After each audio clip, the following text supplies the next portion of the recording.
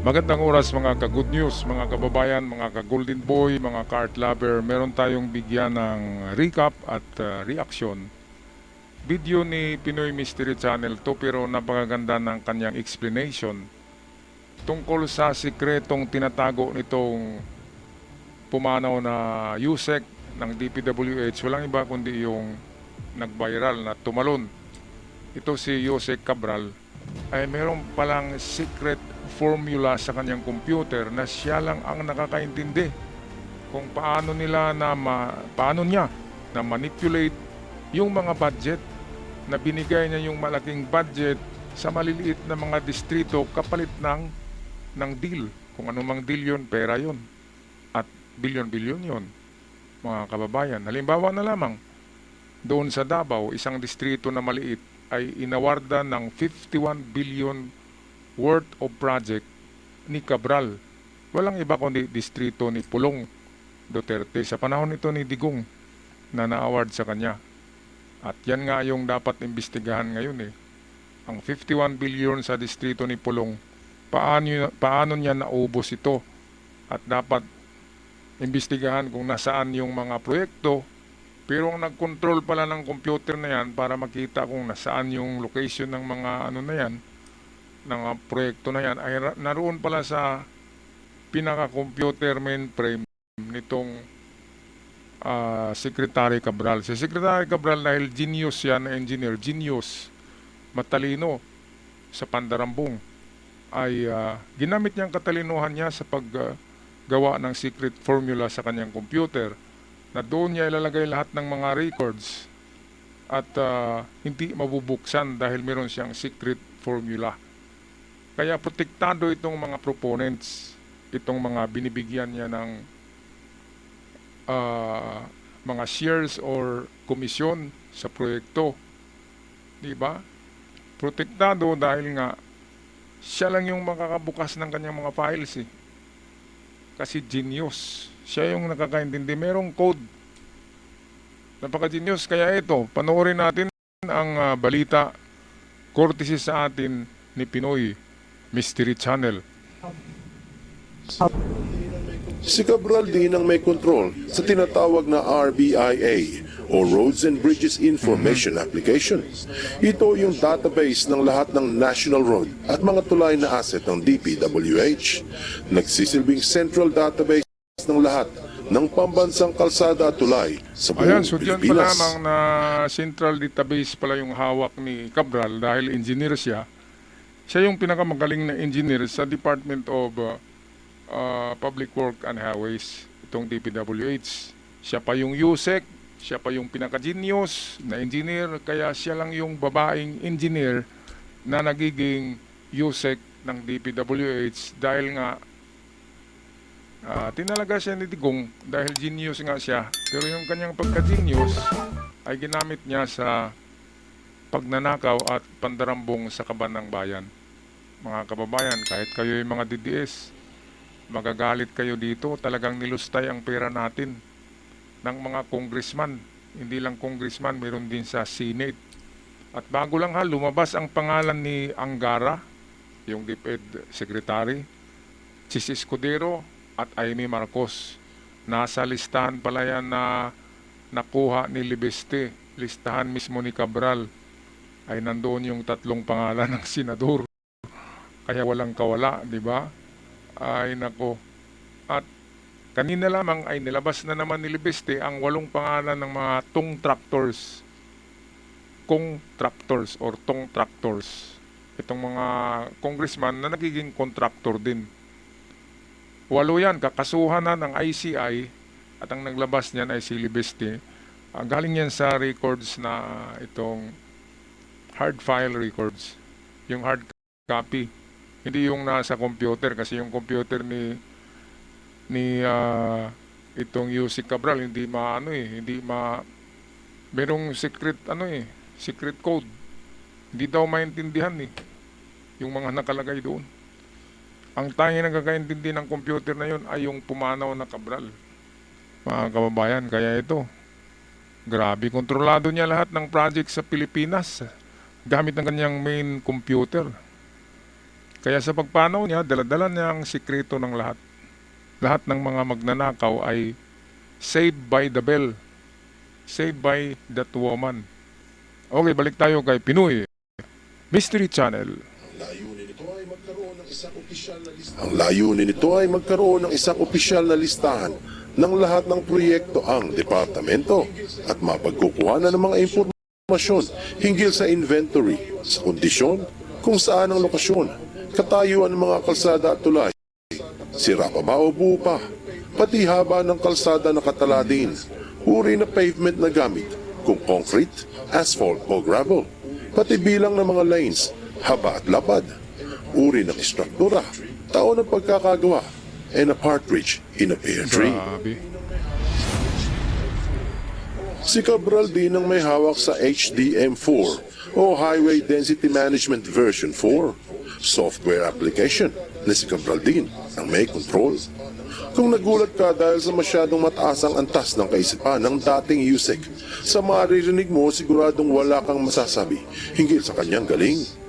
Upang masiguro na siya lamang ang may control sa taas, gumawa ito ng isang secret formula kung paano niya makokontrol ang pagbigay ng bilyong-bilyong halaga ng budget na may kickback.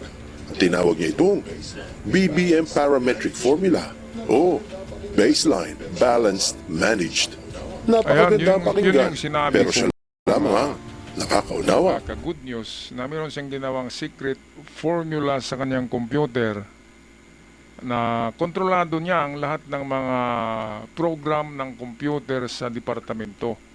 Pumapasok lahat yun sa kanyang central computer at para siyang itong conductor sa orkestra na siya yung nagbibit at yung mga orkestra ay yung mga departamento sa loob mismo ng DPWH. Siya yung nagkukontrol, gumaganon.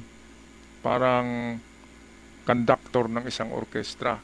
Dahil isang anghenyo ito, dahil napakaraming decorated engineer ito, bago nagiging USEC ng DPWH. At bakit siya tinalaga ni Digong sa DPWH? Dahil alam ni Digong na magaling ito gagawa ng magic. O di ba? Nag-award ka agad sa Davao, 51 billion. Maliit lang na distrito, paano naubos? Ngayon ay merong 8 congressman na kakasuhan ng ICI.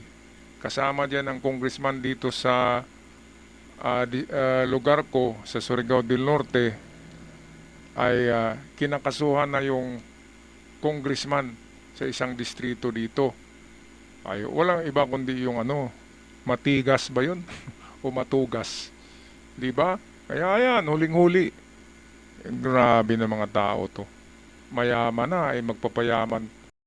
Mayaman na nga, magnakaw pa. Okay lang kung yung ninakaw niya ay pera ng mga sindikato rin. Pera ng taong bayan ninakaw nila eh. Dapat lang diyan pagsasampalin eh.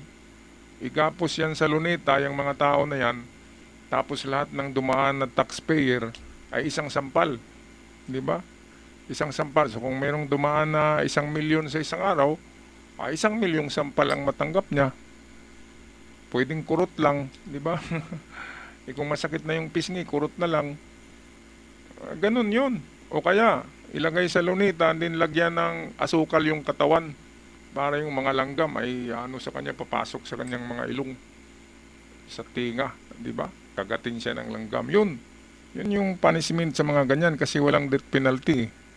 Dapat kasi balik yung death penalty na yan para sa mga kawatan na ito. Okay, balik tayo kay PMC.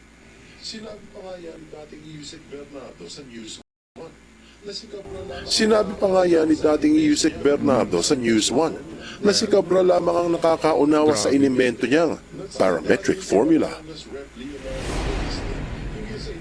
Nagsalita din si Batangas Rep. Leonardo Leviste hinggil sa inimbentong formula ni Cabral kung paano yung mga maliliit na distrito ang makakakuha ng mas malaking pera. Sinabi pa na para daw itong pork barrel nang may control ay ang DPWH head office. Siyempre, si Cabral pa sino rin. ba ang may hawak ng mga impormasyon sa head office ng departamento katulad ng IMS, ng MYPS, ng RBIA, ng HDM4? Hindi ba si Cabral? Sinabi pa nga ni dating Yusek Bernardo na Yusek Cabral has total influence and authority in preparing and grabe. finalizing the NEP for Pag-finalize pala infrastructure. sa yung NEP na budget kung saan ibibigay si Cabral talaga ang gagawa. Mas matindi pa siya kaysa Senate President eh. Grabe kasi bakit naman kasi binigyan ng malaking budget yung DPWH na yan? Ikaw kung maging presidente ay wala ng flood control kasi hindi naman talaga makontrol ang baha. Ang i-control diyan ay yung dumadaloy na tubig at ang pag-control niyan ay lagyan ng ng mga malalim at malalaking tubo sa imburnal o kaya linisin ng yung budget ay malinis na ang paglilinis hindi yung gagawa ng napakalaking dike, gagawa ng mga seawall. Diyan kasi magkapera sila diyan. Pwede naman walang seawall and then meron lang backhoe na laliman yung mga river na marumi, 'di ba? Tanggalin yung mga basura. Ganyan lang 'yan. Ay nako. Talagang dinisenyo nilang flood control para makapagnakaw sila eh. Kahit yung mga senador, sila yung niyan eh. Na meron silang flood control project, ganun din sa Kongreso, inapprove nila yan, para sila rin ang nakikinabang diyan. Alam nila na hati-hatiin yung birthday cake, di ba? Kapag cake, hati-hatiin, bawat senador makatanggap ng isang cake, slice of cake. Yun nga, sumakit ang ulo ni ni Grace Po, dahil nakatanggap din yata si Grace Po. Okay, so ito, tapusin na natin ang video courtesy ng The Great PMC, Pinoy Mystery Channel. Yusek Cabral made the formula for the budget allocations for the three congressmen. Yusek Cabral made the formula for the budget allocations for the three congressmen. Ibig sabihin, dahil sa inimbentong formula, kayang manipulahin ni Cabral ang mga datos sa kanyang computer. Pagkamatay ng dating DPWH, Yusek Cabral, Lahat ng datos na pumapasok sa kanyang computer. 4 pala na program sa DPWH ay si Cabral ang nagkokontrol at alam niyang buksan lahat. And then, meron siyang secret formula na madali niyang ma-access lahat ng mga records ng mga project, mga disenyo ng mga project, anong budget, anong haba, natapos na ba o hindi, anong materials. Ay nako, kahit daw maliit na distrito ay bibigyan ng bilyon-bilyon para lamang sobra yung budget, and then yung sobra, pagkatiyatian nila yun. Kasama doon si Cabral. Sino pa bang kasama? Di ba? Maraming salamat kay Pinoy Mystery Channel sa ating videong ginamit, at sa mga bago pa lamang sa aking channel, huwag kalimutan mag-subscribe dahil sa ang ating nire-recap, binigyan ng reaksyon ng mga video ay talagang ito yung mga nangyayari ngayon sa bansang Pilipinas. Ako'y magpapaalam na. Maraming salamat. Love and peace, not war.